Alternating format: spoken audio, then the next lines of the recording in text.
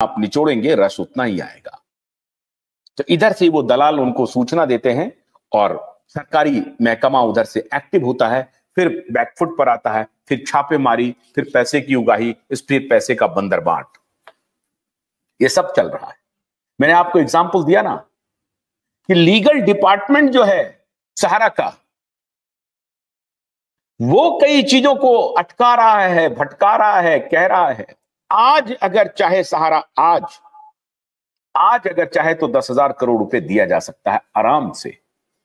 नहीं देने की मंशा बनवाई जा रही है, और यह मंशा अकेले सुब्रत राय की नहीं थी।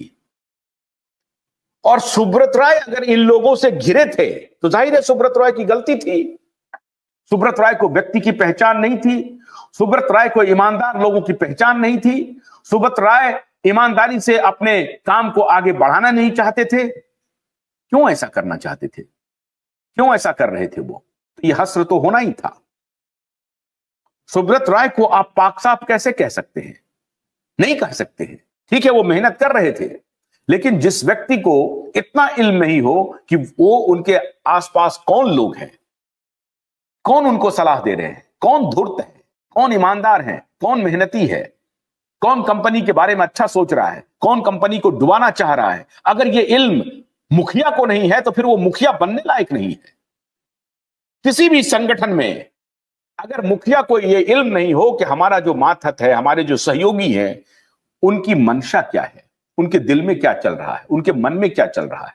अगर मान लीजिए मुखिया बहुत शानदार है और आपके एम्प्लॉय या आपके सलाहकार में गड़बड़ी है, तब भी आप उनको नकेल कस देंगे, उनकी हर खामियों पर आपकी नजर रहेगी। यह होता है कुशल नेतृत्व। जब आप फंसे, जब चल रहा था, जब कोई पकड़ा नहीं था, और फाइनेंशियल इंस्टीट्यूशंस में ऐसा होता ही है। यह बात मैं कह रहा हूं कि अकेला खाली सुब्रत राय की कंपनी फाइनेंशियल फ्रॉड में शामिल है, बिल्कुल नहीं। जितनी फाइनेंशियल कंपनियां हैं वो सारी के सारे फाइनेंशियल फ्रॉड में कहीं ना कहीं शामिल है ही, कहीं ना कहीं शामिल है ही। तो जो पकड़ा गया वो चोर, जो ना पकड़ा गया वो साधु। ऐसा चलता रहा।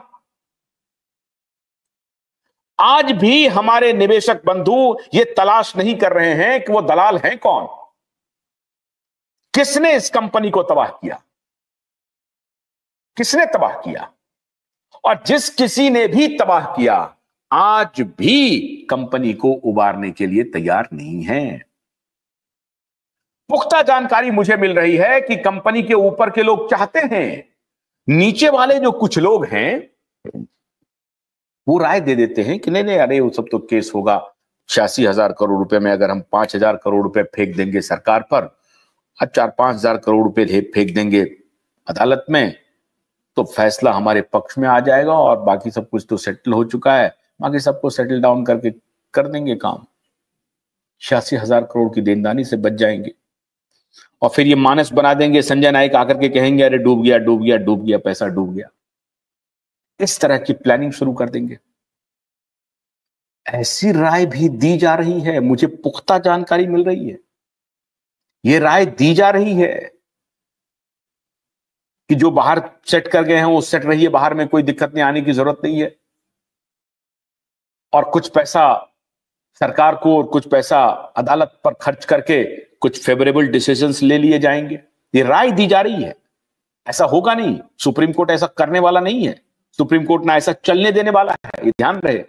यही जो गुरूर था सुब्रत राय का कि हम सुप्रीम कोर्ट को भी खरीद लेंगे, नेता को भी खरीद लेंगे, ब्यूरोक्रेट्स को भी खरीद लेंगे, मीडिया को भी खरीद लेंगे, जिसको चाहेंगे उसी को खरीद लेंगे, पैसे के गुरूर पर। और जो सलाहकार थे वो उनको सलाह देते थे, सर पैसा क्या नहीं करवाता है, पैसा फेंकिए तमाशा देखिए, वो फौरन समझ जाते थे। बिल्कुल सही कह रहे हैं, पैसा फेंकेंगे तमाशा देखेंगे। और यही पैसा फेंक फेंक करके फेंकने के नाम पर सैकड़ों करोड़, हजारों करोड़ रुपया सुब्रत राय से ये कुछ दलाल गैंग बनाता रहा, और वो सैकड़ों हजारों करोड़ का आदमी आज के दिन में बन चुका है। लेकिन उन्हें कोई इल्म नहीं रहा कि किसी के घर में शादी नहीं हो रही, किसी का बच्चा नहीं पढ़ पा रहा,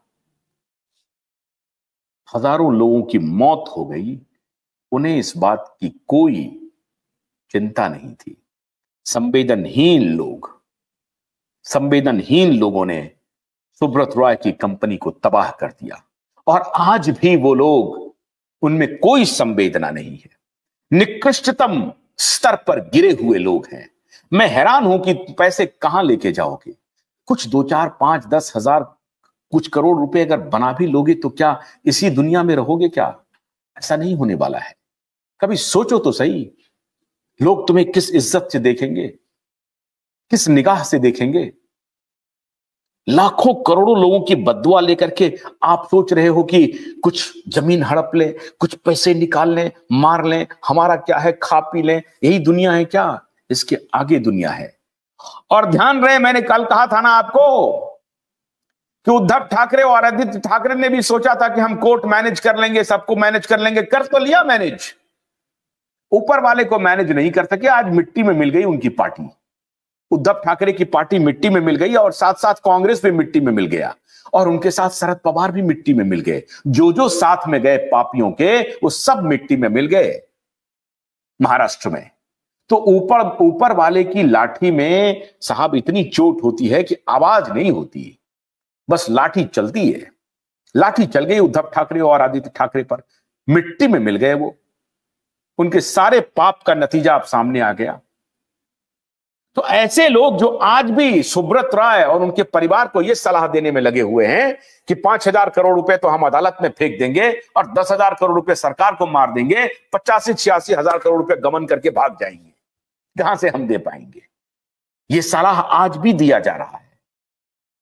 और जो बात मैंने बताई कि सुब्रत राय ने खुद अपने सहयोगियों के साथ बैठ करके यह खुलासा किया, और उनके सामने में किया, जो व्यक्ति स्वयं उस मीटिंग में मौजूद था और जिसने ये मांग की थी कि हमें इतने लाख रुपए दीजिए, हम ऑर्डर बदलवा देंगे। आप कल्पना कीजिए, ऐसे ऐसे दलाल, ऐसे ऐसे भ्रष्ट लोगों ने सुब्रत राय की कंपनी को तबाह किया। और सुब्रत रॉय ऐसी कंपनी में खुद को बनाए हुए था, इसलिए सुब्रत रॉय खुद को पाक साफ साबित नहीं कर सकता, नहीं कर सकते वो खुद को पाक साफ, बिल्कुल नहीं कर सकते। ऐसे लोगों से घिरे हुए हैं आप, ऐसे बेईमानों दलालों से घिरे हुए हैं आप, जिनको कोई इल्म नहीं। करोड़ों निवेशक आज सड़क पर भटक रहे हैं, दर दर ठोकरें खा रहे हैं, गाढ़ी कमाई उनकी तबाह हो रही है, और वो दलाल आज हजारों करोड़ का आदमी बन गया। ऐसे ऐसे दलाल, और आपको क्लीन चिट दे दें, यह मुमकिन नहीं है, बिल्कुल मुमकिन नहीं है। आज चौराहे पर है, अवधेश जी कह रहे हैं बने हैं, उसमें भी कुछ दलाल लोग हैं जो भुगतान में रोड़ा पैदा कर रहे हैं। हाँ बिल्कुल ठीक कह रहे हैं, भुगतान में रोड़ा पैदा कर रहे हैं।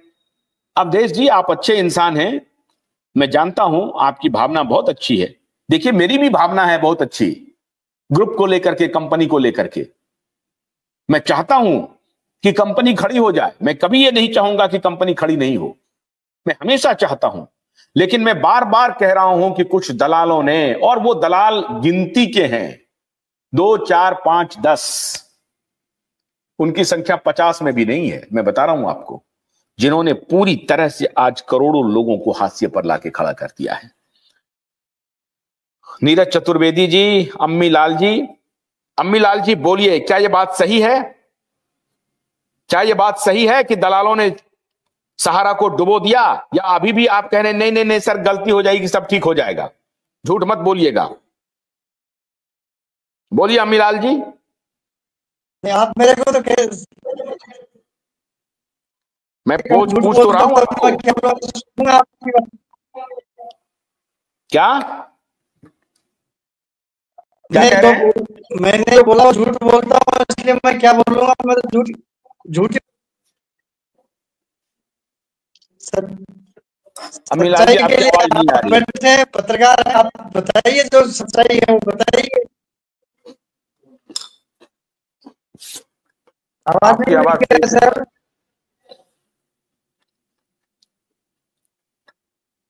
सही से आवाज आपकी नहीं आ रही है। नीरज, क्या ये बात सही है कि दलालों ने इस कंपनी को लूटा है? जी सर, प्रणाम, और चैनल में जुड़े सभी लोगों को हमारा प्रणाम।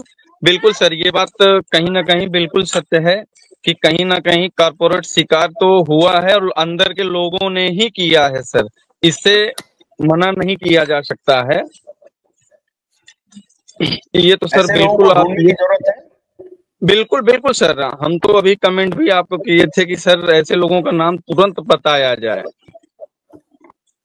ऐसे लोगों का नहीं, नाम आप सर लोग पता कीजिए, ठीक है आप सर। लोग अब पता हम कीजिए, लोगों को आप लोग ढूंढिए। नहीं सर, हम लोगों को जानकारी मिल गई है, हम लोग फाइंड आउट तो जरूर करेंगे कि भाई कौन ऐसा है।